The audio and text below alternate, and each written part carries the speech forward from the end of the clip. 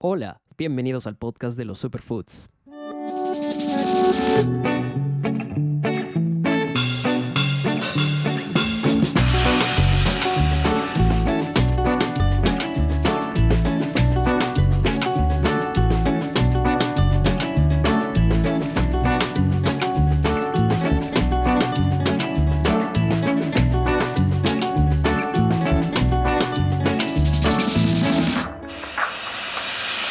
Hola a todos, bienvenidos a un nuevo episodio de este podcast. Espero que estén teniendo una muy buena semana.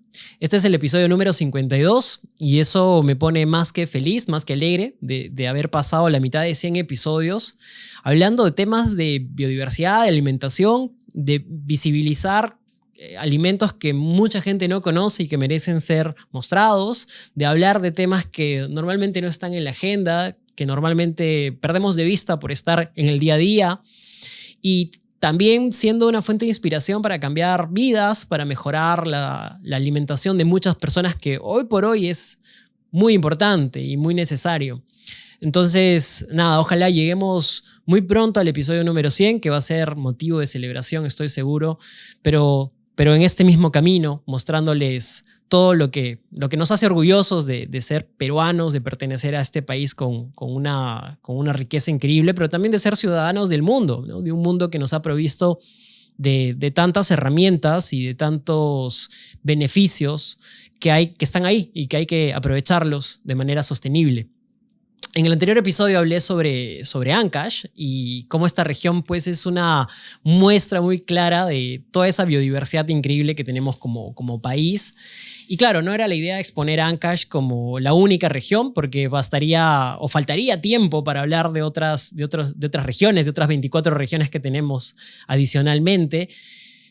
Pero lo anecdótico fue que, como en la semana paro colgando clips sobre el episodio, los episodios que voy lanzando, colgué un clip sobre el cuyuro. Y bueno, este clip fue recibido bastante bien y yo realmente me asombré con grata sorpresa el interés que tenían todas las personas por conocer más el cuyuro y también por haber tenido en algunos casos la oportunidad de probarlo anteriormente. Y en algunos de los comentarios me sugirieron algunos platos adicionales que no mencioné. Evidentemente no pude mencionarlos todos, pero me sugirieron algunos platos que usualmente se consumen también con cuyuro.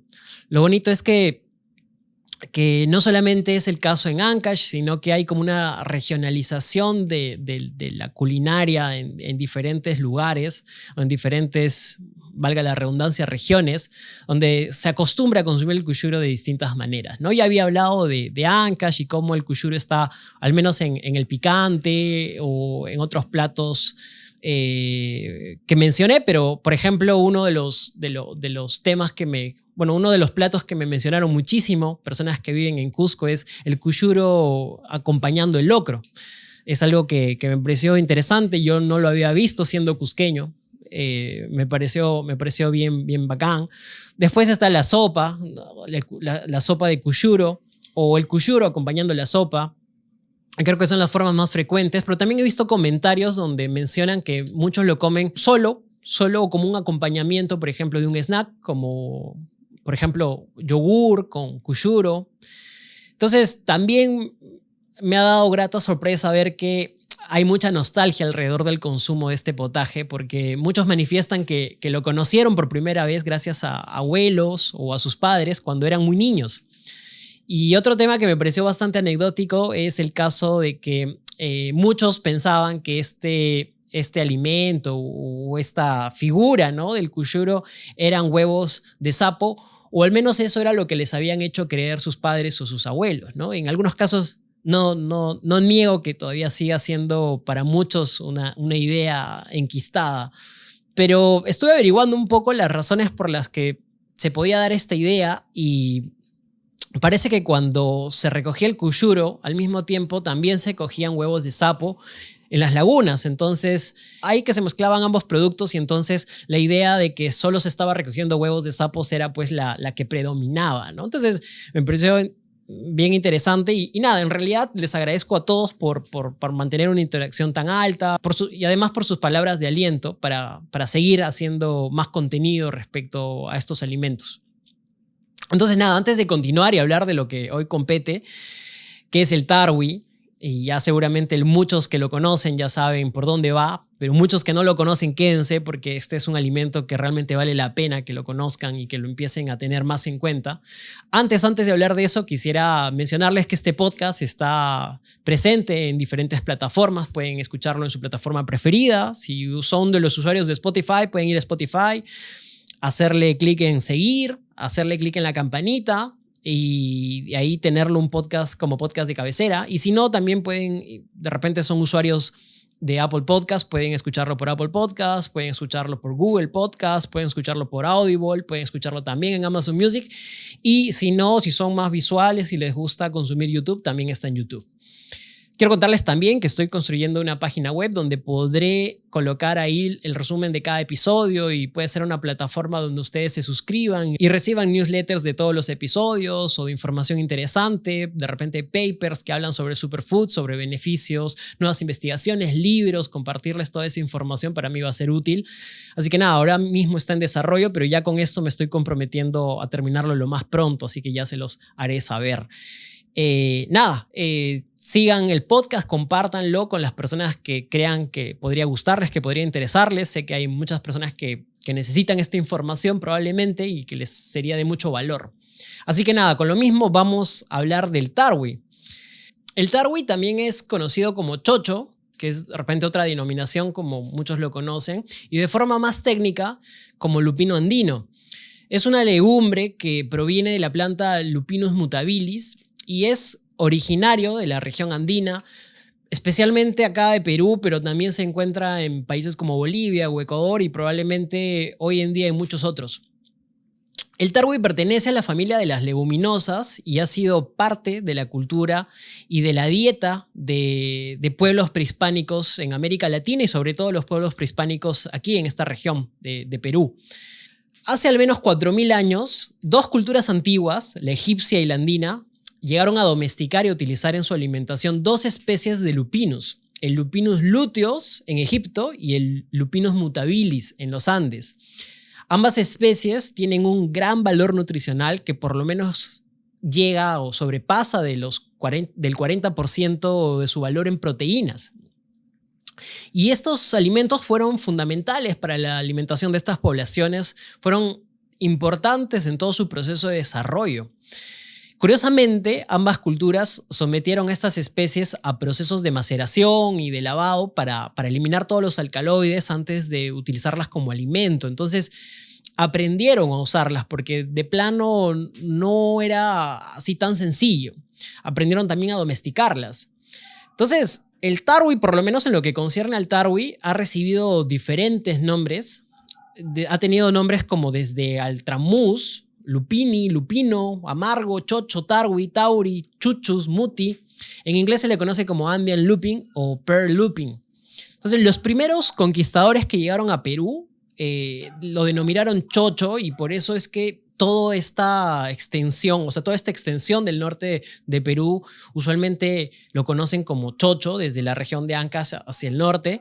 Y esto debido a que tenía una similitud con el Lupinus albus, que es un lupin, es una leguminosa que es originaria del oriente y que se cultivaba ampliamente en Andalucía.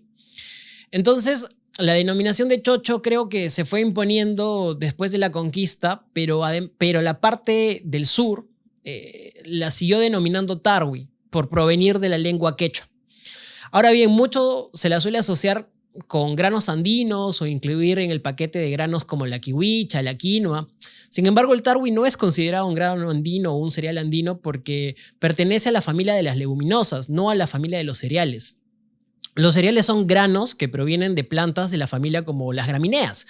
Por ejemplo, ahí tenemos al trigo, el maíz, el arroz y luego también tenemos pseudocereales como la quinoa o la kiwicha.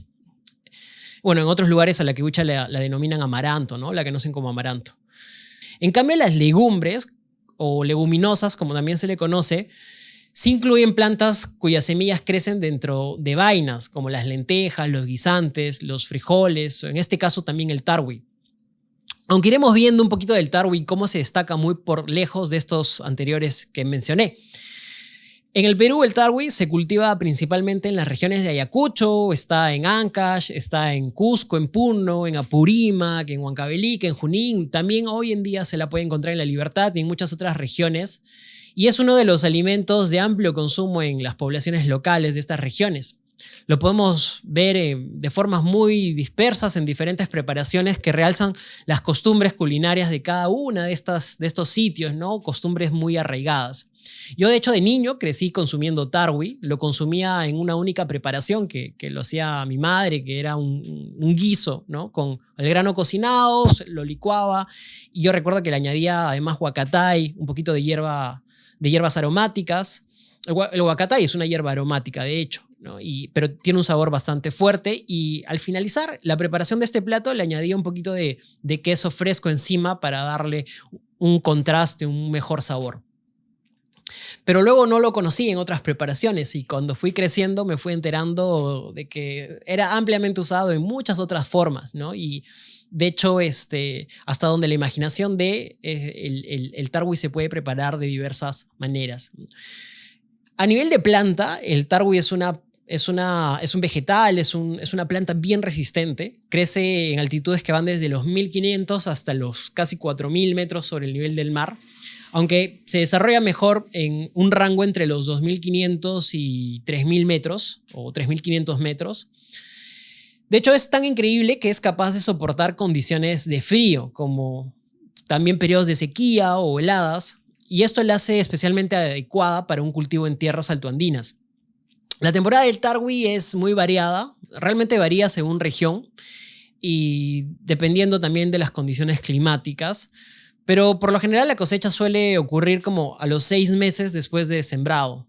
La época de mayor abundancia de tarwi en el Perú podría considerarse que es entre los meses de marzo hasta junio, aunque de hecho no es una regla. Esto puede variar ligeramente dependiendo de la región, dependiendo de las condiciones, dependiendo del año, dependiendo del clima y dependiendo de la productividad, por supuesto. Pero bueno, la realidad es que el tarwi es tan cultivado y cosechados en ciclos continuos que en realidad puede estar disponible durante todo el año, ¿no? Por lo menos para cubrir la demanda que existe.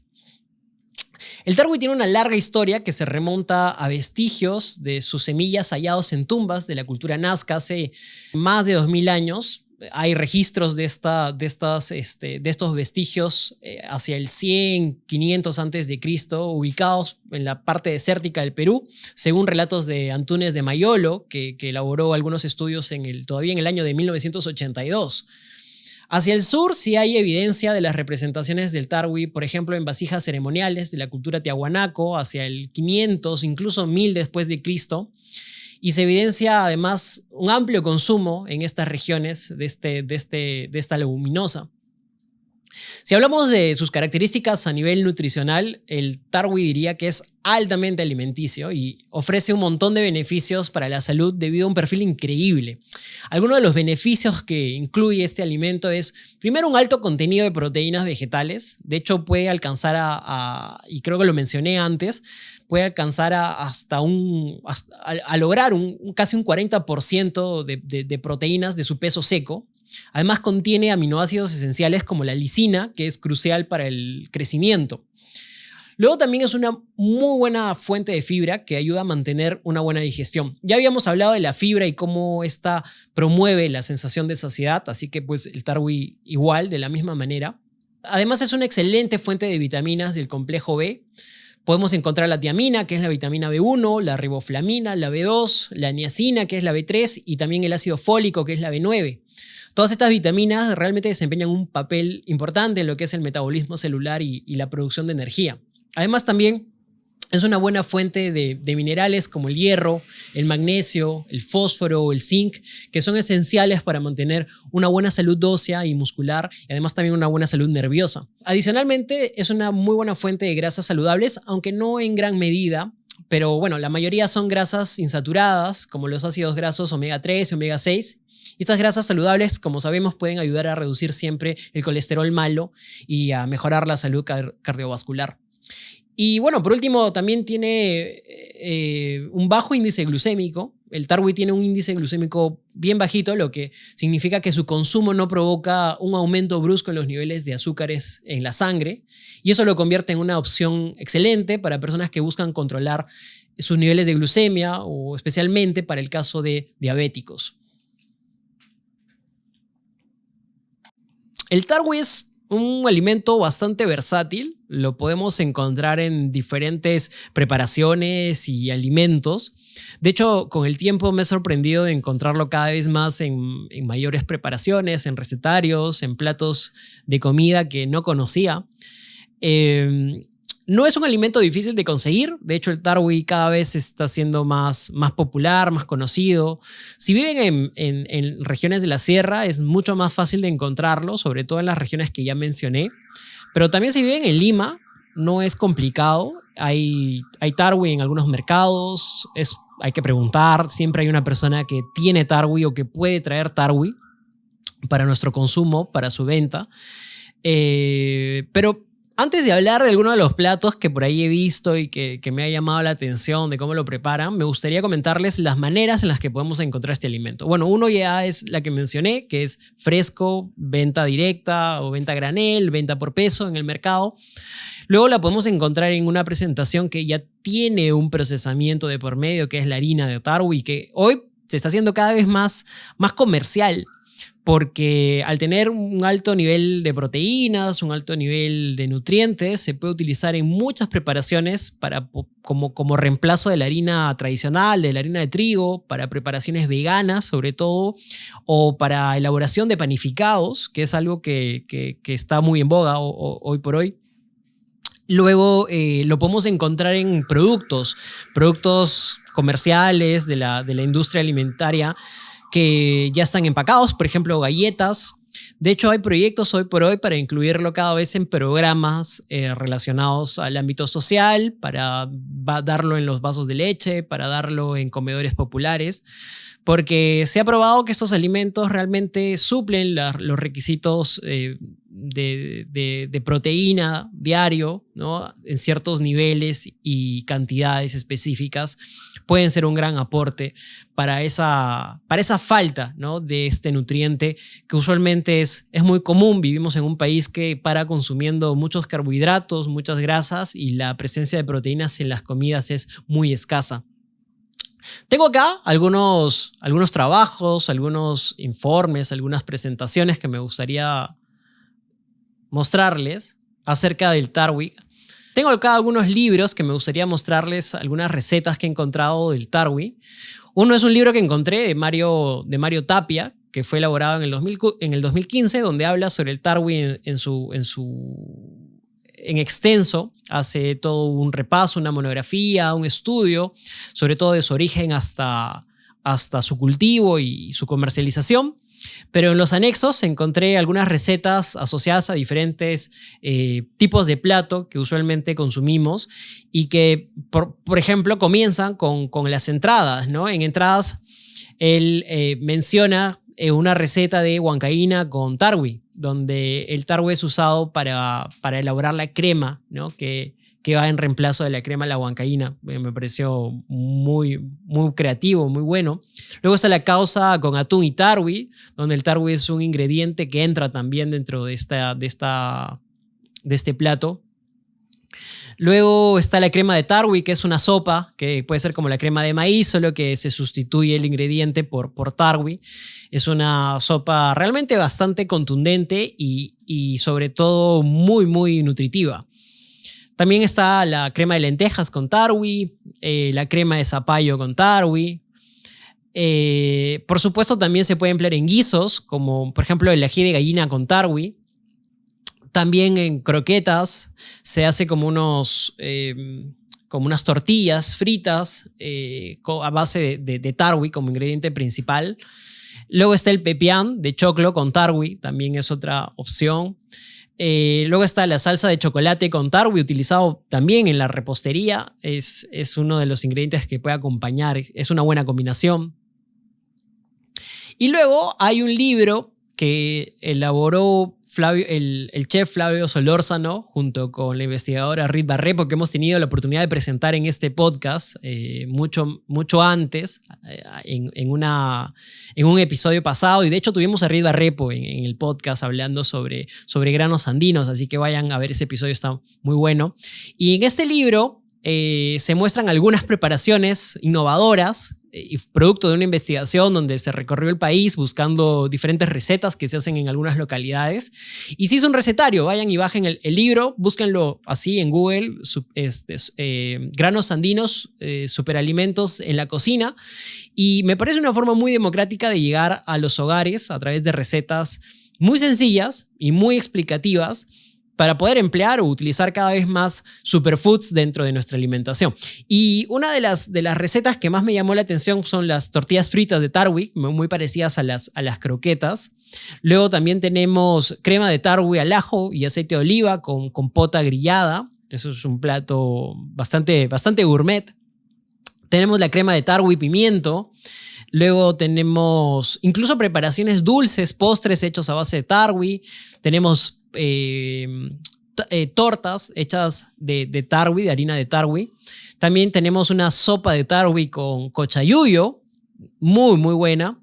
Y bueno, luego tenemos el Tarwi como snack, que puede ser una mezcla, un bowl, donde mezclamos el Tarwi cocido con maíz chulpi, con quesito, y es una excelente entrada para amenizar el hambre antes de una comida. Entonces, creo que tenemos al Tarwi de manera muy versátil y muy útil dentro de la cocina. Creo que podemos aprovechar al máximo todos sus beneficios, y si no lo estamos haciendo, realmente estamos perdiendo el potencial de un gran producto.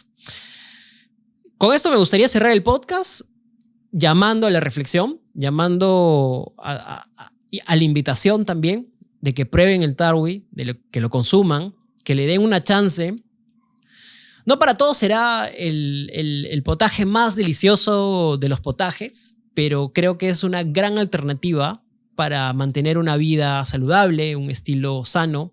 Y creo que también es una manera de aprovechar lo que tenemos de manera más económica. El Tarwi es un alimento barato, es lejos de alimentos caros que incluso tienen que ser importados. Vivimos en una época donde la crisis de alimentos cada vez se va haciendo más evidente, cada vez el agro tiene más problemas para su producción y cada vez la agricultura pasa por momentos más difíciles. Y creo que alimentos como este son la oportunidad ideal para poder superar o complementar o incluso tener alternativas sostenibles dentro de nuestra mesa. Bueno, nada, con eso les deseo una excelente semana. Cuelgo este episodio un poco tarde, pero espero que lo puedan aprovechar. Y entonces conmigo ya nos vemos hasta de acá a 2 semanas. Voy a trabajar arduamente en la web y ya les contaré las novedades. Un abrazo, que estén muy bien, que disfruten, y espero que durante esta semana puedan consumir un poquito más de alimentos como Tarwi, por ejemplo, o el Kushuro. Un abrazo.